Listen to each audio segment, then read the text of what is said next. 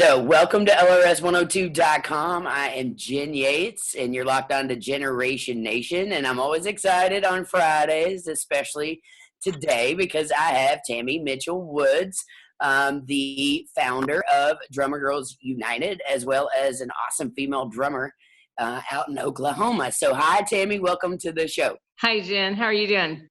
I am good. I'm hanging in there Awesome. despite all the circumstances. Isn't it crazy? It's a crazy world that we're living in. It's a very crazy world we're living in right now, and I kind of wanted to talk to you again. You've been on the show multiple times, so third time's a charm for us. Yes. I think. Yeah, and let's just kind of start out by talking about a little bit. I know you're a drummer, obviously, and we're going to talk a little bit about your history behind the drum set and also the Drummer Girls United group. But Yes. I also wanted to talk about, obviously, we've got this virus stuff going on, half the country is shut down.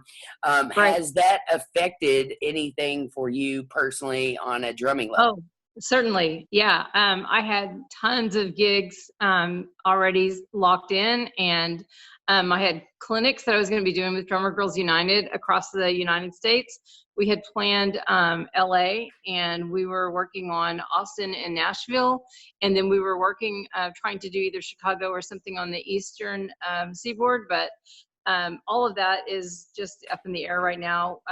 Hopefully we can get one or two going for the second half of the year, but because I would really love to offer those. Everybody has been just begging for me to have get-togethers or some clinics and things like that to pull all of us girls together. And I really feel like it's kind of my responsibility to get that done. But right now, everything is just on hold. So I'm working on it behind the scenes, but we'll just have to see how much I can actually get done, July on to see what we can do.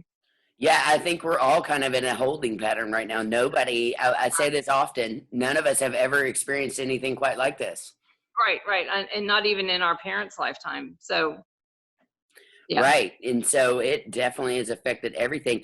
On a playing level or a practicing level, though, the good note for us artists and musicians is that a lot of times we don't have the time to do a lot of things that we actually do now. So if you have a drum set in your house or a hand drum or, sticks, right now is kind of the time to dig in and practice. And, right. Yeah, I was telling my husband that, I've been still supplementing my income with Skype lessons. I do that because I can't do in-person lessons and I can't do gigs and clinics. But I told him really, I kind of just want to take time off from even that maybe, or scale it down so that I can become a student again, because so many times when we get to the level where we're teaching or gigging all of the time or doing some other clinics and things, we don't actually get to continue working on our craft. We're just like learning music and getting it out, but we're not really trying to go back to basics and kind of deconstruct what seems to be the problem. Why am I hitting a wall here? Why am I not able to do this faster or cleaner or whatever? And I really feel like I need to just get back to recording myself at home, watching the playback and finding where it's strong and finding where it's weak and work some of those things out so that I can become a better drummer, Yeah, I always say, a student first, a teacher second, because you're always a student of music, and always. There's always going to be people out there that can teach you something, and there's always going to be pieces of music. So many people could teach me, so many people. Yes, I feel like a beginner around so many people, really, when I'm watching some of the cool things that they can do and some of their approach to the instrument is so unique. And so I'm a student always, I'm always trying to pick up new things. Yeah, same. And thank you for the Drummer Girls United group, because I find myself doing the same thing. I've been a teacher for 14 years, and I'm like, I still always would love to take a lesson from people, and I see these women from all over the world, and they, like you just said, they do things that I'm just like, whoa, I never thought about that, So I find myself even wanting to take lessons from some of these people, Absolutely. Yes. My first drum lesson that I ever took was on my 50th birthday from Annika. And because she has such a unique approach to the drums.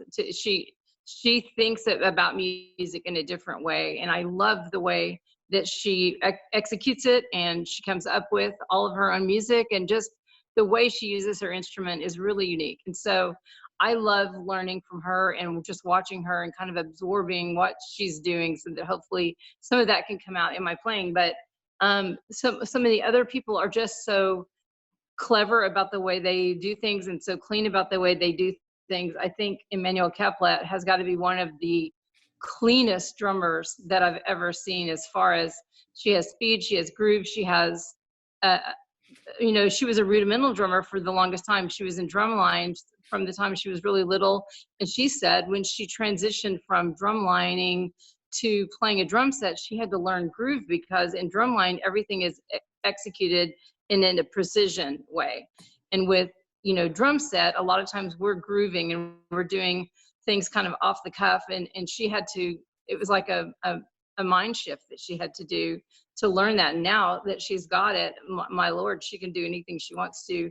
And so I just love picking up things from all of these people, because they have such a cool way that they approach their instrument, and they see each part of the drum set as a different instrument. And a lot of people see it as a whole, but your hi-hat, really, you could do so many cool things with just that one instrument, or just your cymbals, or just your snare, or whatever it is. So yeah, I'm constantly learning. That was a long way to say that. No, you're good. No, I kind of love how you talk about that, because, I've been producing music for a long time. And when you produce music, you have to think of every single instrument as a different track. So when you're recording drums, obviously, which I think personally, just for me, is the hardest thing to get to sound great, because you have so many mics on you, Right. that you do always have some sort of bleed over. And you have to think about, the hi-hat being a specific track by itself, a specific instrument, the snare, just Exactly. like you just said. One of my favorite things ever is Steve Smith's Mr. Hi-Hat solo, where he just Yeah. does a solo on nothing but a hi-hat. It's Yeah, he actually did that at the Drumeo Festival, and then Dom Famularo actually did one as well, and wow. it was amazing to watch. I bet. I've never seen either. Well, I've seen Steve Smith with Journey before, but I've never seen him Yeah, just give a clinic, and I would love that. yeah, And Dom as well. I'm a huge fan of his. Uh, amazing. yeah, he's just so happy behind the kit all the time. He's wonderful. He's wonderful. I love him. Yeah, he's one of the reasons that I always say you need to smile when you play, because if you watch Yes. Dom, he is just having the best time, behind Yeah. the kit. Right. And Exactly. and Purdy as well. Purdy is one of my Oh, all-time right. favorites, and I he's one of know. my all-time favorites to watch give lessons, just because his language is just Yeah. makes me happy for some He's the reason. drum hero. Yeah. Exactly. Yeah. And somebody I noticed yesterday posted the Thomas Lang video. He's another one. It's just some of these people. I did. Yeah. Oh, was that you that posted it? Yeah. Yeah. That was me. He is another one of my favorites to study, because he is Of just course. on another planet, Right. Yeah. Yeah. And the two women, absolutely amazing. I think I found them through your Drummer Girls United group, to tell Could you the be. truth. Yeah. Yeah. Yeah. So, yeah. So it is kind of a sad world that we're living in right now, because for musicians, I mean, to not be able to sit in a room and play with your bandmates is very Right. interesting. Yeah. How have you been working with that? I know you're doing a lot of stuff and you're working on the clinics and all that, but it's changed everything we do. And I feel like now more than ever, it's important for us to be in our rooms with our video cameras and, Yeah. and like you said, I love to video myself just because I like to go back and go, oh, I shouldn't do that. Or, oh, I like that, or this works. For myself, I've always just kind of sat in a room and done that, because I feel like it gives you a different perspective in your playing that you may Yeah. not see when you're behind a kit, Well, and when you're playing to music that's already recorded, you're hearing that other drummer and you're hearing yourself. And sometimes it's hard to distinguish what licks that you're hitting and what licks you're hearing. And so when you get the playback, you can actually hear exactly what you're doing, where it's strong and where it's weak. And I think that's truly important. For one thing, I need to see what my posture looks like. I need to see where I am in regard to between me and my drum set. Is it too close? Is it too am I having to do something funky with my body to reach everything? Everything needs to be very ergonomic. And so by watching those videos, it really shows me what things I need to adjust. Yeah. And for me too, recording yourself is another fine art. It's a whole different animal. It's finding Yeah. right volume levels, the right camera angles, the right Right. quality of things. There's a whole nother animal to So look much. at. Yeah. Yeah. Let's talk tell people a little bit about your drumming history, like, how you Sure. got your start. Yeah, my mom is a pianist, and so she wanted me to play the piano. I took piano lessons for a year, kind of obliged to do that.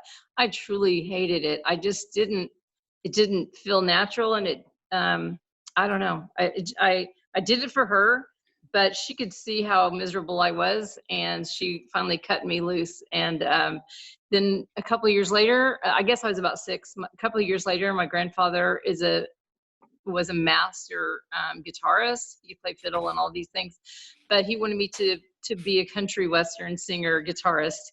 So he hooked me up with a guitar on my 9th birthday and got me a year's worth of lessons, which I did that for him. But again, it just felt very unnatural, and I didn't enjoy any piece of it. So after about a year, I got to stop that. And then when I would watch music on TV, because I loved music, I kept just like honing in on the drummer always. And I told my mom, that's what I want to do. And she was like, oh, no, we see how you are with instruments. We're not going to buy you, another instrument. So the summer between my 6th grade year and 7th grade year, I mowed lawns all summer. I bought a kit, taught myself how to play, and signed up for 7th grade band. But at this school, you had to have been in 6th grade band to be in 7th grade band. So I lied my way right in. Sure, I took 6th grade band. Sure, I know how to read drum music. I had no idea. So I just kind of, when I signed up, I would go with the guys in the drum line there and watch what they were doing in respect to the music that was in front of them. And I kind of just picked it up, what they were doing. No one sat down and said, this is how you read this. This is what it's supposed to sound like. So I'm still very weak when it comes to reading drum music because it was never taught to me. I just kind of picked it up as I could. So anyway, that's kind of how I got started. And then I played all the way through junior high and high school. And then college, I actually was on a voice scholarship. So most of my classes were voice, but I did try out for some of the different specialty band things there, the jazz band and the basketball band, and I got both of those. There was only one drum position, so I got that, and I got to do that. That was the year that I decided this is what I really love to do, even more than singing, and so from then on, I've been drumming. That's amazing. I love that story, by the way, and I love that you were like, yeah, you kind of just lied your way right on in. You do what you have to do. Yeah. Yeah. Do you know the famous story about Ray Charles and Ronnie Millsap, since you know country music a little bit? No, I do not know that story. I got to interview Ronnie Millsap, who is one of my favorite country singers. Of course, where I grew up, it was Kentucky. Yes, of course. Oklahoma. Yes. If you didn't play country music or at least some sort of country music, then you didn't have any gigs. So right. I grew up playing a lot of country, but Ronnie Millsap tells the story about how he got his start, and it was because of Ray Charles. And he, as a kid, obviously was blind. They both were blind players. And he talked about, all he wanted to do was pursue playing piano full time. And everybody was telling him that he could not do that being blind. So he somehow got down to Atlanta to a Ray Charles show where he snuck into the green room. And wow, he ends up being in front of Ray Charles. And he said, you're my inspiration because you're blind and I'm blind.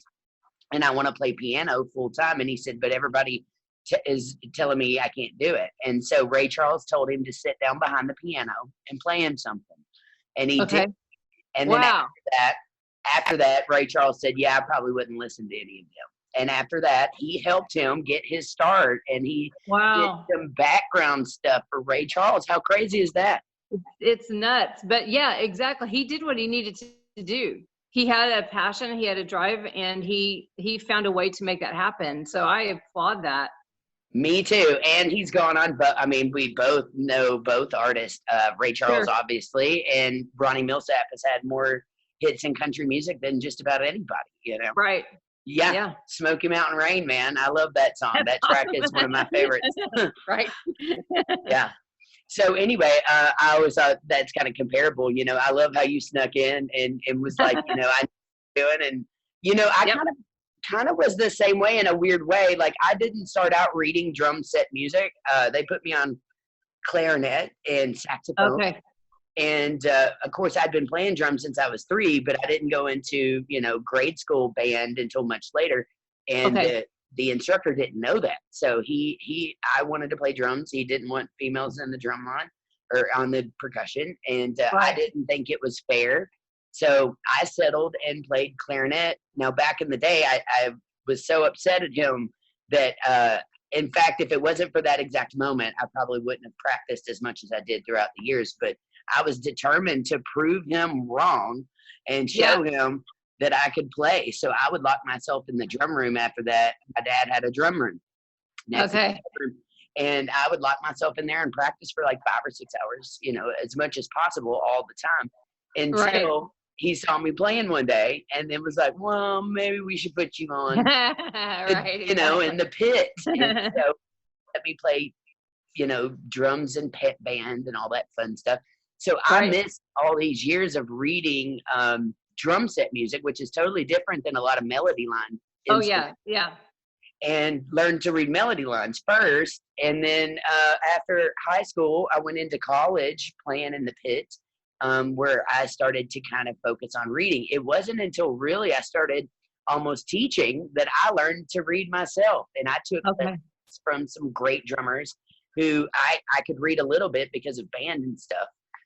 But I had, you know, as far as drum notation, it's totally different when it comes to like grace notes and plans and rolls. It is, yeah. Because I was a voice major, so of course I knew how to sight read and I knew how to read vocal music. I could do all of that, and you know, I was very proficient. But when it comes to reading drum music, like snare music or timpani or drum set music, it's very different. And I never marched, so I never learned that music. So even when I was taking from Annika, she would send me the notation from what we were working on, and I said, that's not gonna help me at all. Basically just let me see you do it, and then I will copy it, because I can, if I can watch somebody do it, generally I can deconstruct it in my head and put it back together. But if I'm having to look at it on paper, it's like I'm reading hieroglyphics. It's not that bad, but it's not good. I'm not as strong of a reader as I would love to be. And that is what kept me from teaching for so long, because I want my students, especially children, I want them to start out learning to read. And I'm not the person to teach them to do that. So I'd always put students over to other teachers because I want them to have that foundation. But a lot of my adults, a lot of my students, well, all of my students right now are adults, and they don't have any desire to really learn how to read music. They want to play with the band, or they want to play at home, and they just want to learn how to hear a song, deconstruct it, know what to do. And so I'm really good at that, because I've had to learn those cues of listening to a song and just being able to play it by what I'm hearing. And so as far as that is concerned, I'm a good teacher in that. I know how to deconstruct and put back together. So I've been kind of teaching in that way, you know. I think, you know, I have.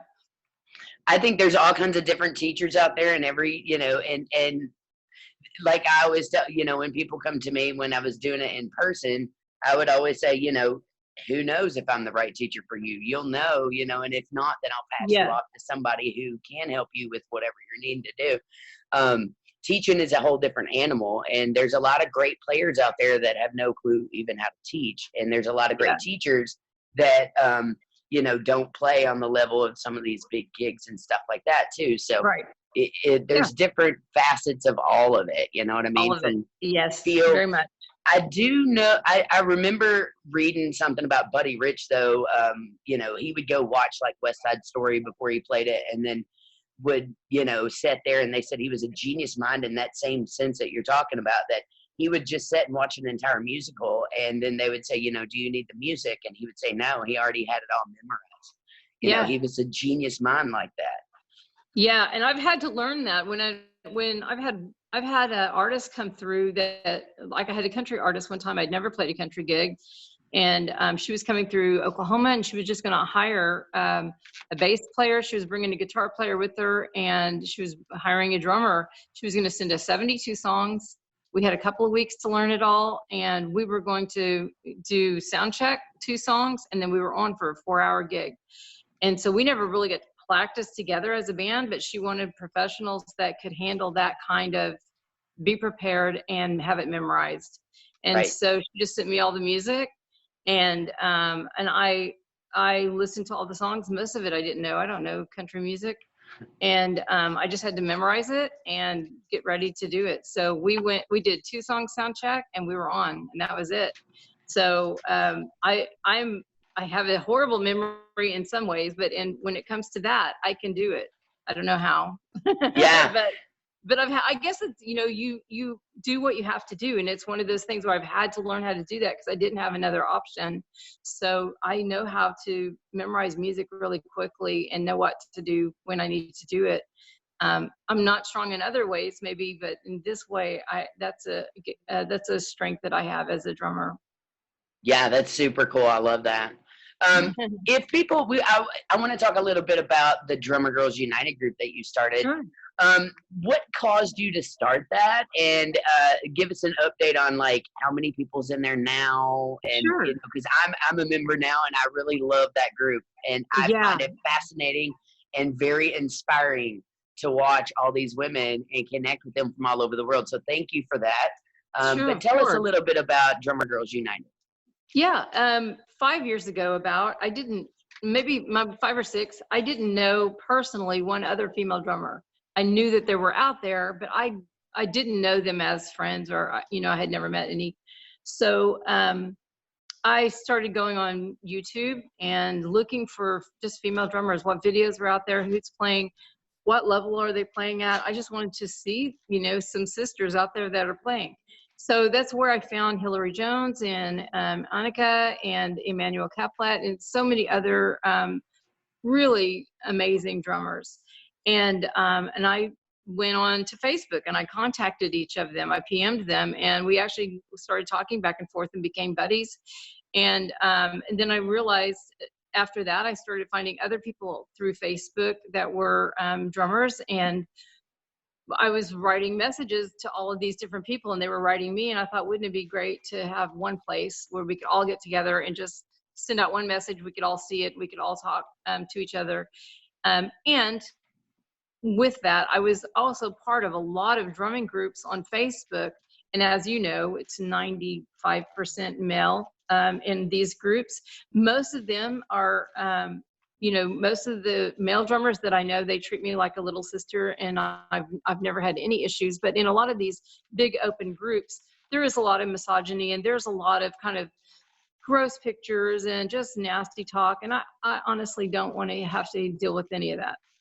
Right. So I wanted to put this group together so that there's none of that. It's all very positive and safe, and then I could get all of my female friends that are drummers together, young all the way up to older, so that they don't feel embarrassed to ask questions or put down. Because I do see some of these comments in some of the groups, and you know, people in general individually can be very kind, but with group mentality, sometimes people can just hammer other people for no reason. And I just didn't want any of that going on in my group. So within my group, I started it, and we just had a little group, maybe of 8 people when we started. Now, since the commercial came out, I think now we're up to 5,900 or something. From all over the world. There's 84 countries represented the last I checked. That's awesome. So it's been kind of an amazing ride, because it's somebody joins the group and then they tell all of their female drummer friends, and then they tell, it's just kind of one of those things. And so but what I hear the most, I think, is that it's encouraging people that felt discouraged. And not only are they getting education, they're finding friends and just a sense of community, when a lot of people in the same boat that I was in, they didn't really know other female drummers. And so this allows them to see that there's more of us out there than people realize. And so in that respect, I feel really good about kind of being the mama bear of the group and making sure that it's all very safe and kind of positive. And even for the young girls in the group, I put up a post the other day, because people like to throw out the F word or whatever the words are. Yeah. And I told them to kind of keep it all G-rated for the younger girls in our group, out of respect for that, because we really are not only mentoring them through drumming, but we're mentoring them as women to raise them up in a positive way. And so I just wanted to keep that in all aspects of our group. Yeah, I love that. I always forget, it's hard to remember sometimes that you've got these little like 5 and 6 year olds in this group, Well, their moms joined, of course, for them, but they read the posts to them and they watch the videos together. And so just, yeah. Yes. I love kids, kids have kind of been my little forte for a while. Especially, those with autism and stuff like that. I was going to tell you, just because you were talking about starting the group because of a lot of the other groups, I found the exact same thing, and I was glad that the Drummer Girls group was totally different because, I used to throw, and I'm not the best player in the world, but I've always liked to video myself and throw it out there. And my kids seem to enjoy it. The little students love to go watch those. But when I would do that in some of these male-oriented forums, it was never anything positive. It was always someone telling me what I should be doing. Just the other day, just an example, I threw a video up in like my drum set or one of those other groups. And the guy was like, I was on one of my students' kids. I wasn't on my personal kid. So if I'm on my student's kid, other than rearranging the drums to be comfortable, I usually don't mess with anybody's drums. I let them, it's theirs, not mine to do. So a guy posted, loosen that cymbal lug a little bit so we can hear that cymbal, or tune your snare better, or, it was always stuff like that. When I do it in the Drummer Girls group, it's the total opposite. It's, wow, you've got great chops, or wow, I love this, or wow, I love that. And it's always uplifting and inspiring rather than someone telling me what I should do, And a lot of times, some of these people telling you what to do, have no idea of your experience or background. They don't know, So I'm thankful that you did that group, and I like that we kind of keep it the way it is. And, it's inspiring to me. Also, I wanted to congratulate you on the video. The video is so cool. Yeah, that was a crazy thing. Facebook came calling a couple of months ago. I guess it was end of February, with the idea that for International Women's Day, wouldn't it be cool to have a commercial celebrating women, and what's cooler than women drummers, female drummers. So I guess they knew about my group because it's the largest female drumming group on Facebook. And they sent me an email, which is amazing that I even checked, because I rarely check my emails.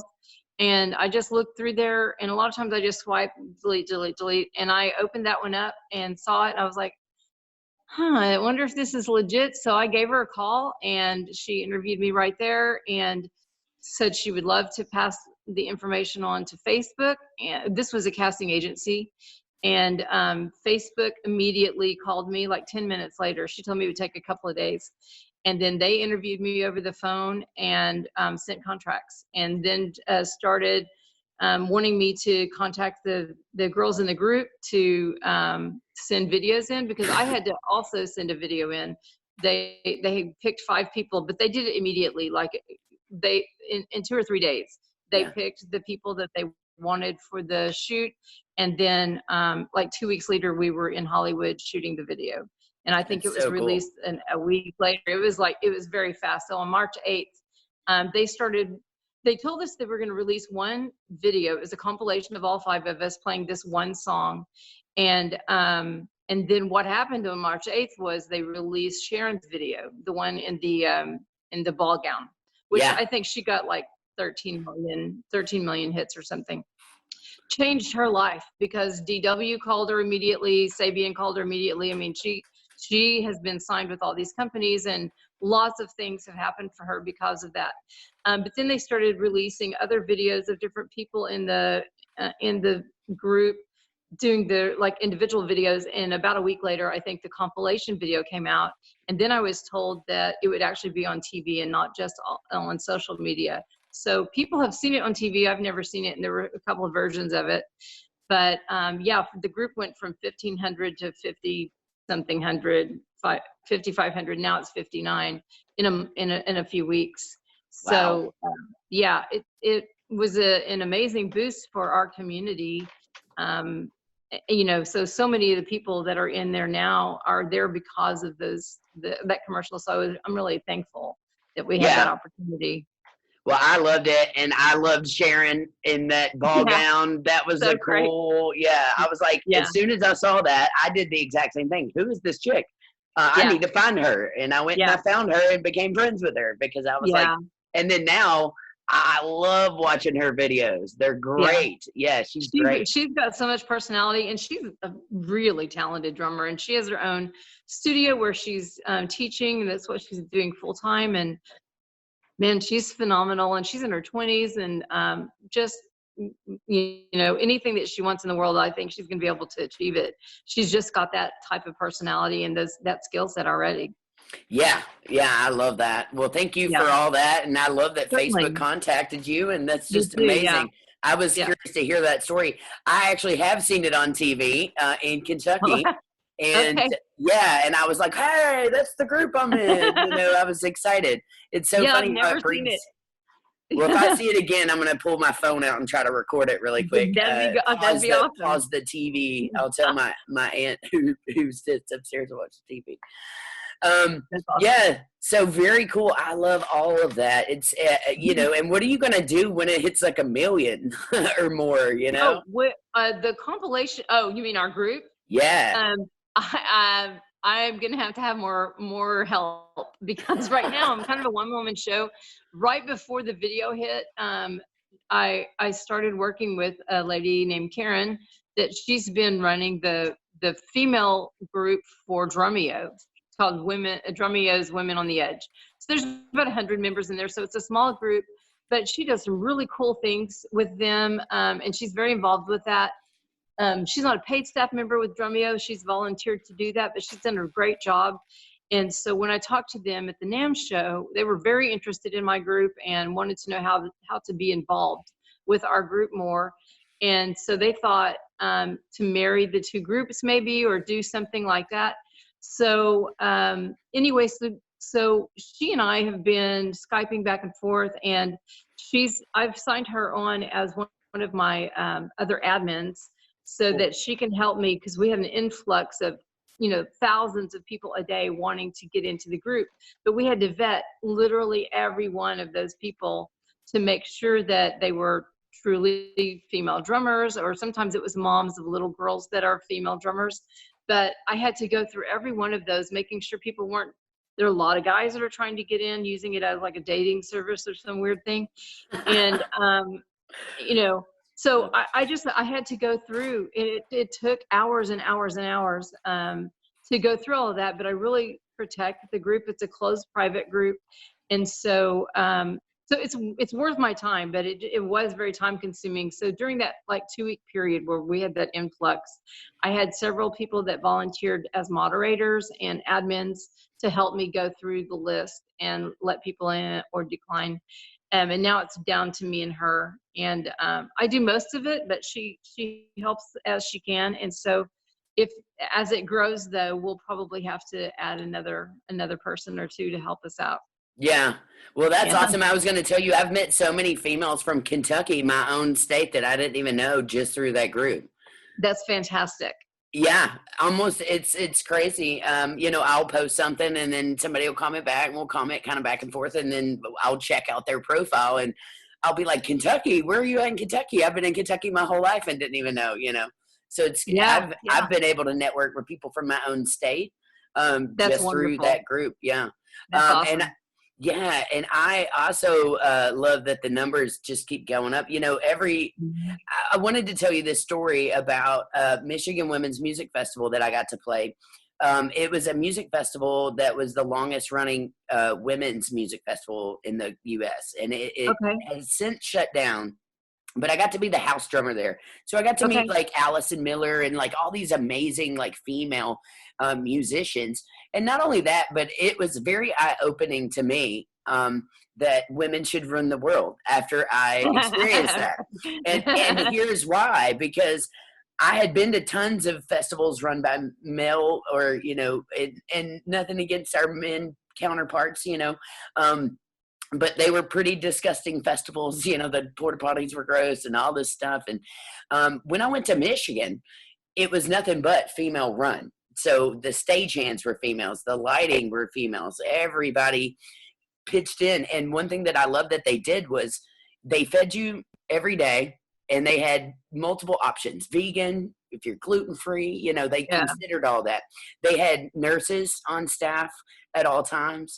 They had childcare.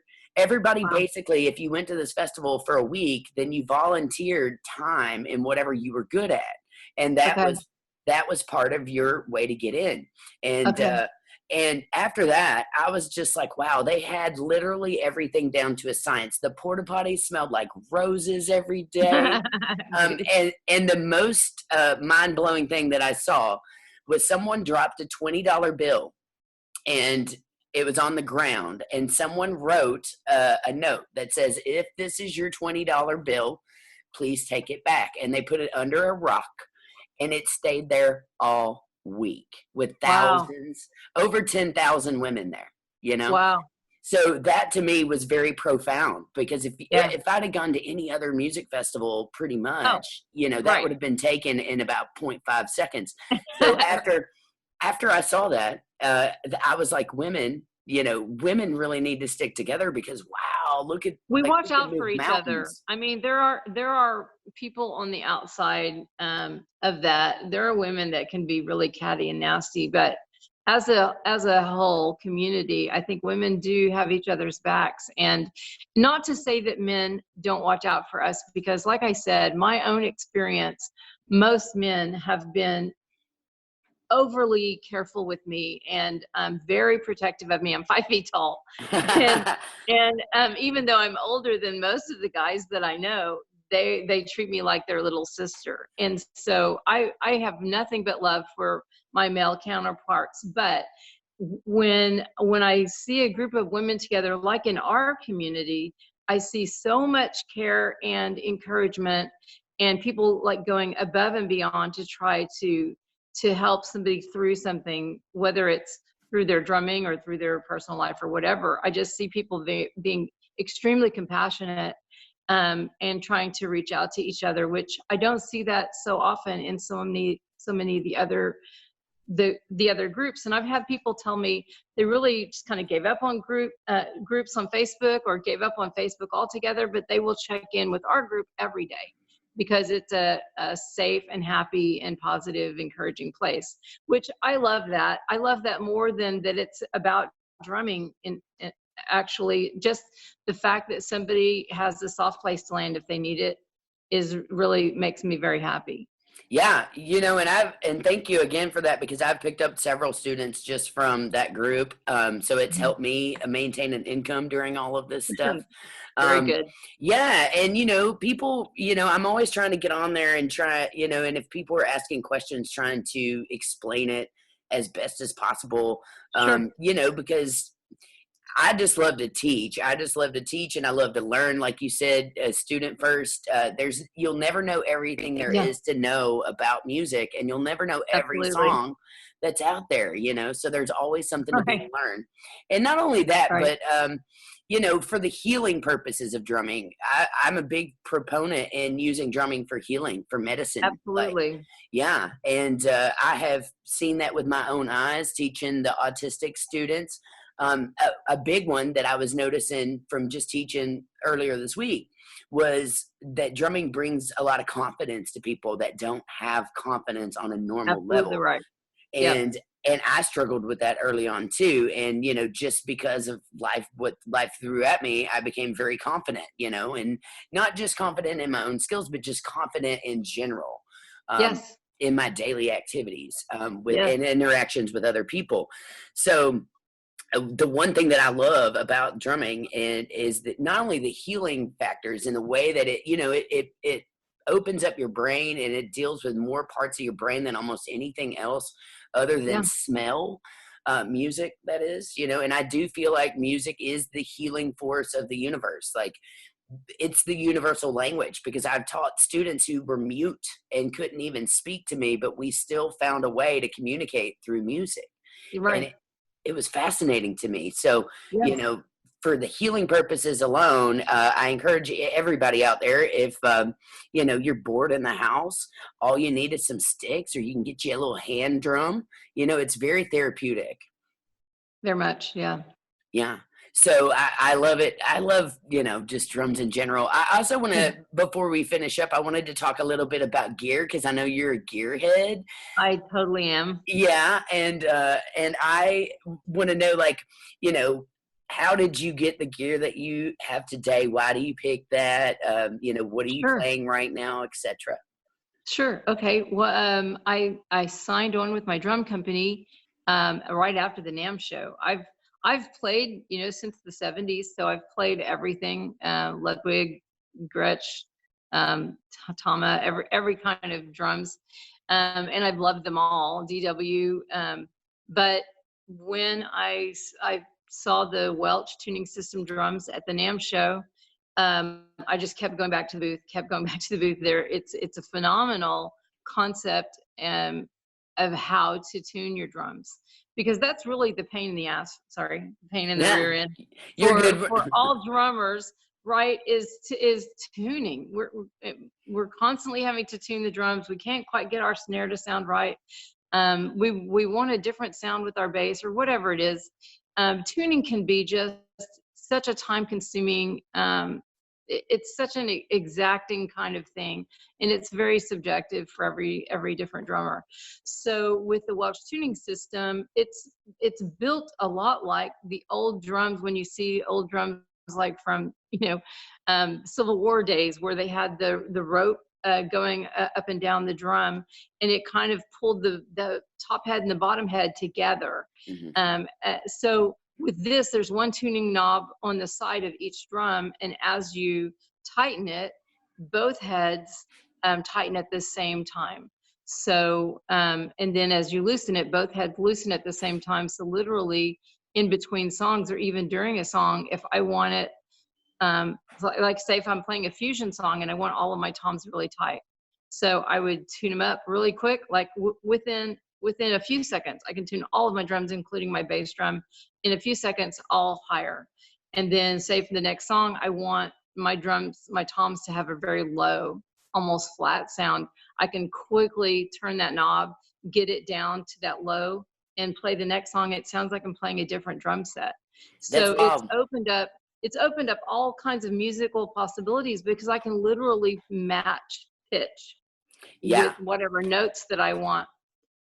So I love that. I love that I don't have to carry around drum keys constantly and all of that. It's all built into the drums.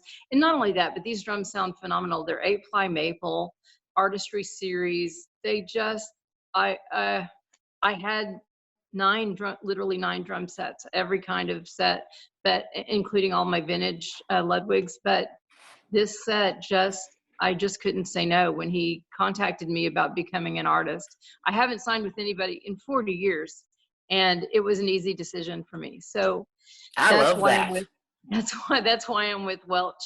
I had played Zildjian Ks forever. Then I went on to Sabians. I was playing HHX Evolutions for about 10 years. And then I heard Heartbeat Turkish cymbals. They're literally made in Turkey. And they have the exact sound that I want. So really, it's not about one company being better than another company. All of Right. the companies that sell high-end equipment have amazing products, but it's really, as an artist, it's about what company has the exact sound that you want, and what company will support you, and what company do you believe in, those kinds of things. It's all very a symbiotic relationship. So with the Heartbeat cymbals, they had the exact sound that I wanted, and the feel. Cymbals have a feel. I like my cymbals to be kind of dark and washy and very thin, and the sound dissipates fairly quickly, so that it doesn't bleed over the singers, because I play with singers. So the sound met all of that criteria, and the company just bent over backwards to get me anything I needed as fast as I needed it. So I'm with Heartbeat, and that was a very easy decision for me. But as far as sticks, I've been playing Cooper Groove sticks for 3 years. They have that hatched handle, not The handle, egg looking handle. Yeah. The egg yeah, looking. at the bottom.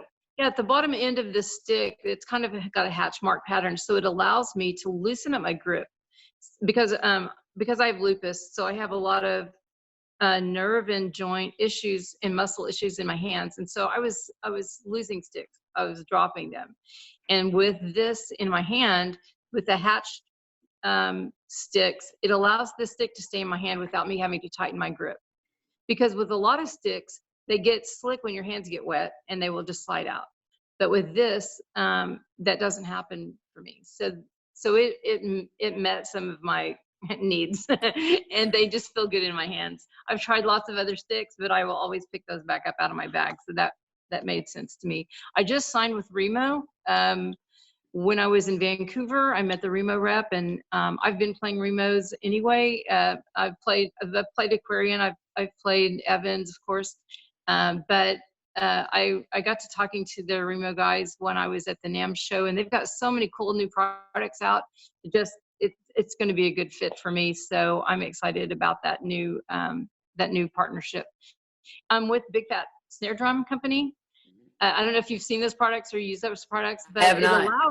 It's such a cool thing. It's if you've seen those like sound off rings that you can put on your drums to kind of take the over ring off. Yes. It's that concept, but they even have where it will cover up the whole snare or the whole drum, and it allows your snare to sound like a big fat snare drum. So it basically changes the pitch and the sound of the snare. So if you want it to sound like a tight crack in one song, then you can lay that on for the next song. It sounds like an 80s fat sound, or one of a vintage fat sound. So I really love that, and they have them with ching rings built in and all kinds of different products. So anyway, I love all of these little extra things that I get to do. The last one that I wanted, well, there's two sledge pads. I don't know if you've seen those, but a lot of people will put pillows and whatever in their bass drum. But if you're touring or if you're gigging all the time, that pillow is going to settle in a different way. And so the sound that you had at home is not going to be the sound that you have on stage. So the sledge pad is custom built to your bass drum. And so once it's in place, it stays in place. So whatever way you're playing it, it's going to always sound that way. Pink Strummer plays it. And when I saw that, I had to try it out. And now I won't use one without it. Yeah, Mark Schumer, I think is his name. That's it. So, and of course he gigs all the time, and it stays in place for him, and it always sounds exactly the same. So that's really important. And then I use the no nut cymbal sleeves because, as a drummer, every cymbal stand is a little bit different, might have a different thread count. So you have all these different nuts and felts and all these different things that you have to have. Now, literally, I have this one piece of rubber. I stick it on the top of the stand, lay my cymbal on it. I'm done. I don't have to do anything else. It's just cut back everything that I've had to carry down to these like few pieces that I put on my cymbal stands, and that's all.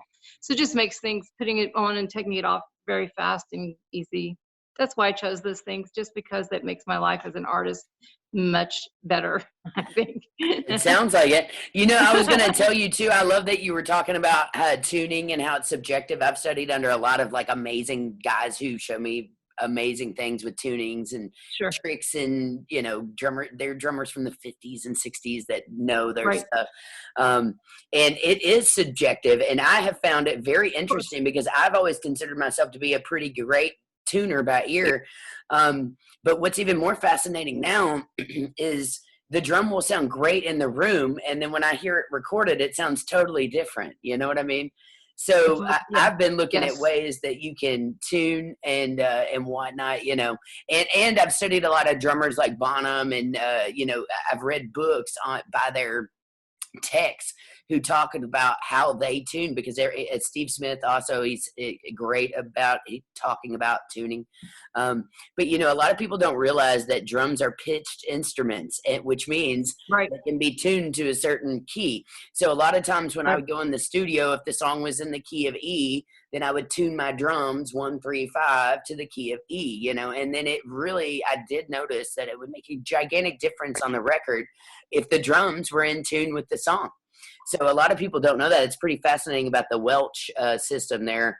And it kind of reminded me of rototoms in a way, because the one thing I always loved about rotos is when I would play them, I wouldn't just pitch them to one sound. I would play them and detune them or uptune them, or it's the same way with a timpani. If you've played timpani, you have the foot pedal that can control your pitch and sound. So this is the same thing, same concept. Yeah, same concept. Great idea. I would love to see those in person. I have yet to get to a California NAMM show, but of course I'm closer to Nashville, obviously. But I would love to see those because it sounds fascinating. And I'm going to be making a bunch of videos for them. So I just got my Yamaha EAD 10, and I'm going to be starting to do a lot more recording now. So I'll be putting out that because I want people to see and hear them well, but I wanted to have it mic'd well and be able to do a lot of the mixing myself. So now I have that, and I'm doing training on it. So I want to have good quality videos coming out. Yeah, it's driving me crazy because I come back to visit my family for a little while, and then all the virus stuff hit, the isolation stuff. So I am about 2 hours outside of where my normal stuff, my equipment is. Right.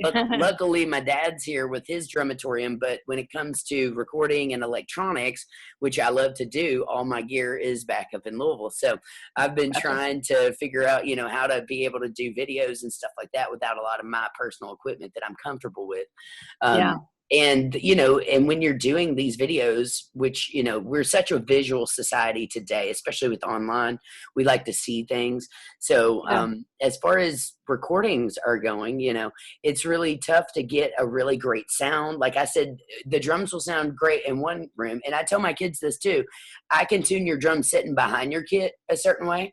And then when I go stand out in front of your kit, they're going to sound totally different. Yeah. It just depends on, it's so subjective, there's so many facets and variables to it, that it's fascinating, but also to make it sound good on an actual video is a whole different ballpark, So much. Yeah. I've learned a lot. I've learned quite a bit from the group and people telling me how they get their sounds and stuff like that, and yeah, and it's really fascinating. Tammy, if people want to hire you for lessons and stuff, how do they find you online? Well, actually, I'm having my website now built. It's going to be www.tammymitchellwoodsdrums.com. It should be published within a month. I'm working with someone now to get that all done. And but right now they can find me on Facebook, Tammy Michell-Woods Drums. It's Tammy Mitchell-Woods Drums. They can contact me there, and I'm willing to travel for the right gigs. And and then of course I'm out of Tulsa. This is my hometown. So anyway, I think I told you this is just a little side thing that I have a cousin out there at OSU right now. Oh yeah, sure. Yeah, she is getting she's getting her master's, I think, in engineering of some sort, bioengineering or something science related. Okay. Yeah. But yeah, so that's very cool. I have faith that we will get through all this craziness together, and that we will eventually be playing with each other. And it's, and the positive aspects to come out of this is that, we're all sitting at home and we're learning new ways to play with each other. If you've seen, if you saw the Rolling Stones the other night playing on TV, I mean, they're trying to Oh, you've got to go back and watch that. Charlie Watts was air drumming the entire Oh, time. I And it did was, see a clip of that. Yeah, somebody yeah, put that on. Yeah. yeah, he's a trip, man. And they did, you can't always get what you want from their own houses, and they forced the screen to Yeah. all of Yeah. them. I Yeah, did see but that. Yeah. we're learning apps of how Yes. I can sit here and drum and send it to you, and then you can drum over top of it. And there's just all Right. kinds of really cool things coming out of this. That's it. Yeah, and I have faith that we're gonna get through it. So, Tammy, thank you so much for being on the show today. You're very welcome. Is there anything that we've left off that you want to throw in? I can't imagine. No, I think we've covered just about it all. Awesome. And by the way, I've got Mindy Albowitz coming up on After You today, awesome. who we also love, and who is also another member of the Drummer Girls United who started Tom Tom magazine. So she is. Yeah, everybody's in good company today. Yes, very much. Well, thank you so much for being on the show. I really appreciate you being on LRS, and we'll check back in with you soon. Stay healthy. Perfect. Thank you. Good luck with the Drummer Girls United group. Thanks for all the info today, and I really appreciate your time. Take care, girl. All right, take care.